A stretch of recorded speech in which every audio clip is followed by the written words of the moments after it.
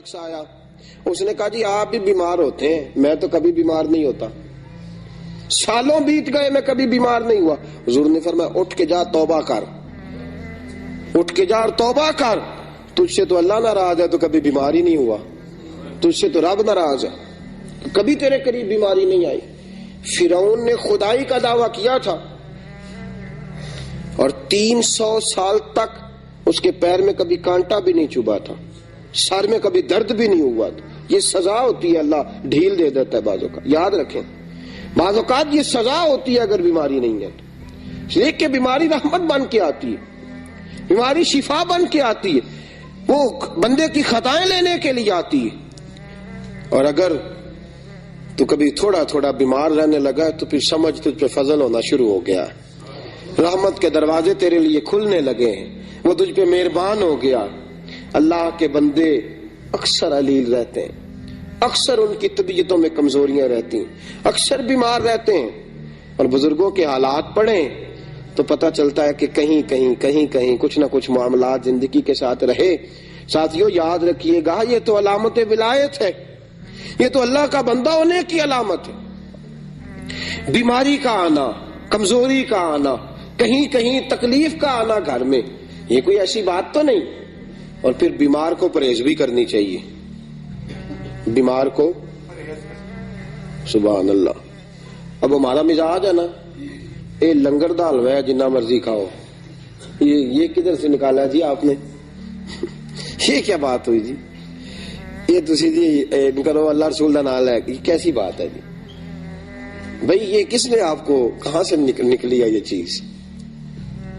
الحمدللہ میں لنگر کا قائل ہوں, لنگر پکتا ہے, کھلاتے بھی ہیں کھاتے بھی ہیں, لیکن ایک بات یاد رکھیں, حضرت علی المرتضیٰ کی طبیعت علیل تھی, ایک جگہ پہ حضور کے ساتھ مہمان ہوئے, وہاں کھجوروں کی بنی ہوئی کوئی چیز پکی, حضرت علی نے کھانا چاہی, حضور نے منع فرما دیا, میں تیرے لیے بہتر نہیں, تیرے لیے بہتر ہے جس اللہ رسول کا نام لے کے ہم کھائے جا رہے ہیں اور وہ چیز ہمارے لیے مضر صحت ہے, وہی تو رسول پاک اپنے سامنے بٹھا کے منع فرما رہے, تو میں تیرے لیے ٹھیک نہیں.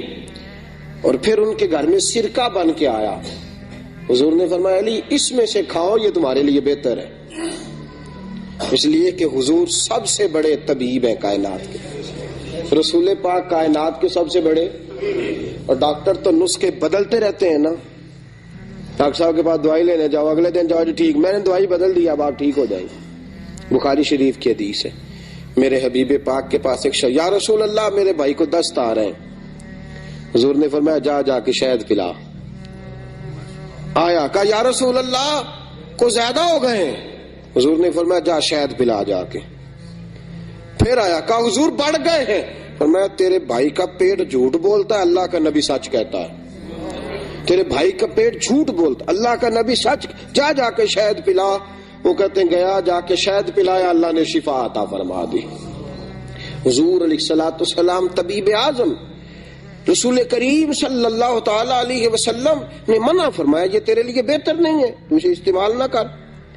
تو یہاں اس بات کو ذہن کے اندر رکھیں کہ جو چیزیں اللہ تبارک و تعالیٰ کی پیدا کردہ چیزیں ہیں, تو جس طرح بہت ساری چیزوں کو اللہ نے مسلمانوں کے لیے ویسے ہی حرام قرار دے دیا ہے, اگر آپ کی طبیعت ٹھیک نہیں ہے اور کچھ چیزیں آپ کے لیے مضر صحت ہیں تو دین اس کی گنجائش دیتا ہے آپ کو, اس پر پورے دلائل رکھتے ہیں ہم کہ ان چیزوں کو نہیں استعمال کرنا چاہیے, رب رسول نے منع فرمایا.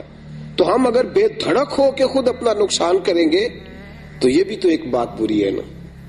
وہ ایک روایت میں آتا ہے کہ 10 آدمی, فتوح شام نے لکھا ہے کہ جب حضرت سعد بن ابی وقاص رضی اللہ تعالیٰ عنہ کی سرپرستی میں یرموک کا جو ہے وہ مارکہ فتح ہوا ہے, تو وہاں 10 آدمی تھے جو پیاس سے تڑپ رہے تھے.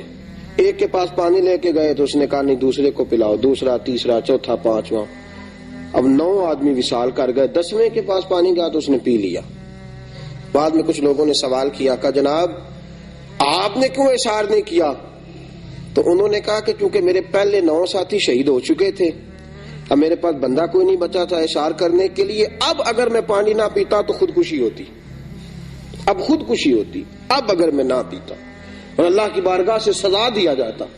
اس لیے دینی معاملات جو ہیں ان کی جو حدود ہے ان کو وہاں تک رکھا جائے گا.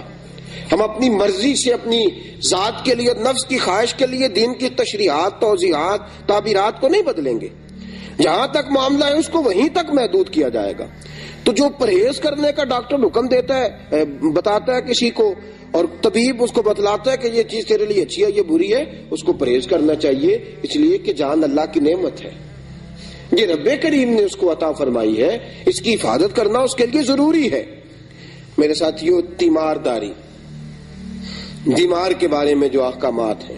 اب ہے معاملہ تیمارداری کا. حضرت سعد بن ابی وقاص رضی اللہ تعالیٰ عنہ فرماتے ہیں میں بیمار ہو گیا تو میں نے اپنی بیٹی سے کہا بیٹی کسی کے ہاتھ حضور کو پیغام بھیج، رسول پاک کو پیغام بھیجو، بتاؤ کہ سعد بیمار ہے.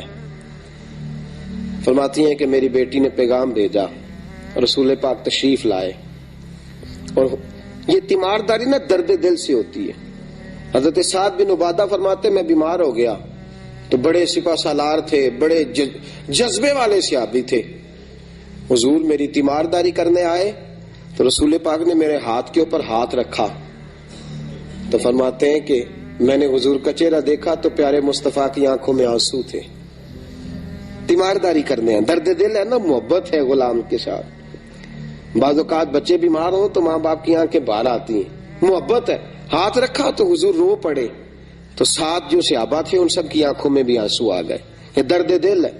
حضرت سعد بن ابی وقاص فرماتے ہیں کہ رسول پاک میری تیمارداری کرنے آئے تو میں رو پڑا. میں نے کہا یا رسول اللہ اب میں نہیں بچوں گا، بس یہ بیماری جان لیوا ہے. حضور میں وصیت کرنا چاہتا ہوں. کتنی وصیت کروں؟ میرا دل کرتا ہے کہ 1/3 مال گھر والوں کو دے جاؤں، باقی سارا اللہ کی راہ میں. حضور نے فرمایا نہیں، 1/3 اللہ کی راہ میں، باقی سارا اپنے ورثاء کے لیے وصیت کرو. اور جہاں تک تمہارے جانے کا خیال ہے فرمایا اللہ تمہیں شفا بھی دے گا اور زندگی بھی عطا فرمائے گا. جہاں تک تمہارے جانے کا خیال ہے اور تمہاری اس بات کا تعلق ہے کہ اب نہیں بچوں گا، اللہ شفا بھی عطا فرمائے گا اور زندگی بھی عطا فرمائے گا.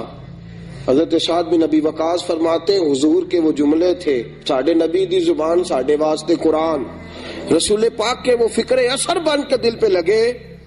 اللہ نے مجھے شفا بھی عطا فرمائی اور حضور کے بعد کئی سالوں تک اللہ نے زندگی عطا فرمائی. کئی سالوں تک رسول پاک علیہ الصلوۃ والسلام کے بعد تو بڑی جلدی دل چھوڑ جانا بیماری کے عالم میں، یا لواحقین کا یہ کہہ جانا کہ بس بھائی اس کی بھی اجازت نہیں ہے. ہم کیا کریں گے؟ ہمارا جو مریض ہوگا اس کو تسلی دیں گے. اگر وہ کوئی ایسا جملہ کہے گا بھی تو ہم اس کو جواب میں سمجھائیں گے کہ شفائیں اللہ کے پاس ہے، وقت اللہ نے مقرر فرمایا ہے. اللہ تبارک و تعالی ہی اس وقت مقررہ پر سب کے ساتھ یہ معاملہ کرے گا. ضروری نہیں. اعلیٰ حضرت رحمۃ اللہ علیہ فرماتے ہیں کئی دفعہ ایسا ہوتا ہے کہ بیمار تندرست ہو جاتا ہے اور تیماردار کا وقت آ جاتا ہے، وہ رخصت ہو جاتا ہے، بیمار تندرست ہو جاتا ہے، اس کو شفائیں مل جاتی. تو یہ کوئی ضروری نہیں کہ جو بیمار ہے وہی جانے والا ہے. یہ تو سب کو تیاری رکھنی چاہیے. میرے ساتھیوں، جب کوئی بیمار ہوتا ہے نا تو وہ کمزور ہو جاتا ہے.